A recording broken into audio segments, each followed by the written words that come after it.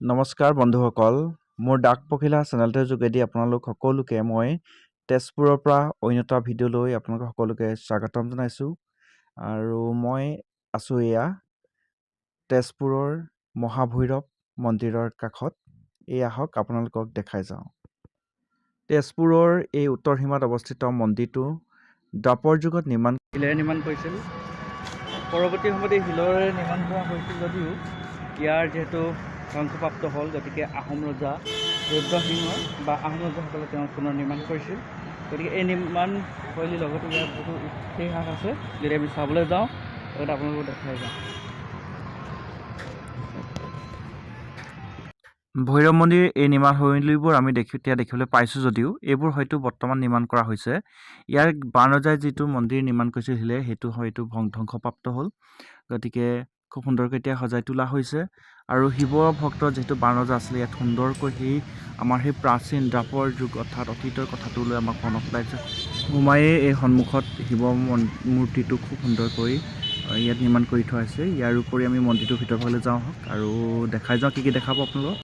এয়া মন্দিৰৰ সন্মুখ ভাগত আমি দেখা পাইছোঁ এটা নন্দীৰ ছবিটোৱে সেই যুগটোৰ অৰ্থাৎ আমাৰ কিছুমান যিটো প্ৰচলন আছে, প্ৰবাদ আছে যে নন্দীৰ কাণত হয়তো আমি কিছু কথা ক'লে আমাৰ মনৰ ইচ্ছা পূৰণ হয় বুলি কোৱা হয়। গতিকে নন্দীৰ ছবি, লগতে পৰিৱেশটো খুব শান্ত। যিহেতু মন্দিৰ বুলি ক'লে পৰিৱেশটো খুব শান্ত আৰু এটা আধ্যাত্মিকতাৰ পৰিৱেশ, লগতে খুব ভাল লাগিলে। চাৰিওফালে পৰিৱেশটো খুব সেউজীয়া সুন্দৰ গহীন এটা আছে। আৰু এই তেজপুৰ উত্তৰ সীমাত অৱস্থিত যান জঁটৰ খুব সমস্যা নাই, ঠাণ্ডা হুলস্থুল নাই, কোনো কোলাহল নাই। আৰু ময়ো মনে মনে নন্দীক কাণে কাণে কিছু কথা কওঁ বুলি নন্দীৰ কাষলৈ গ'লোঁ আৰু নন্দীক মই কথাটো ক'লোঁ আৰু এই কিবা বুলি কৈছোঁ আৰু।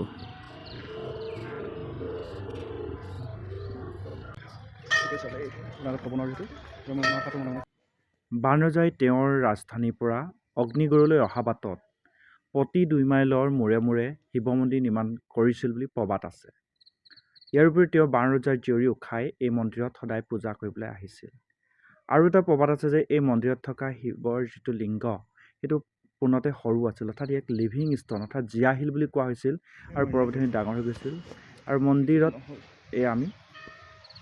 এয়া মন্দিৰৰ কাষৰ অংশ, এয়া ব্ৰহ্মাৰ ছবি অংকন কৰা আছে ৱালত। খুব সুন্দৰকৈ ছবিসমূহ অংকন কৰি থৈছে। এইটো এটা মই দেখিছিলোঁ মন্দিৰৰ কাষতে এটা স্তম্ভ শিলৰ, যিটো মই ভাবোঁ এইটো হয়তো বান ৰজাই নিৰ্মাণ কৰা দিনৰ হ'ব পাৰে। আৰু এই চাওকচোন এটা বান্দৰ।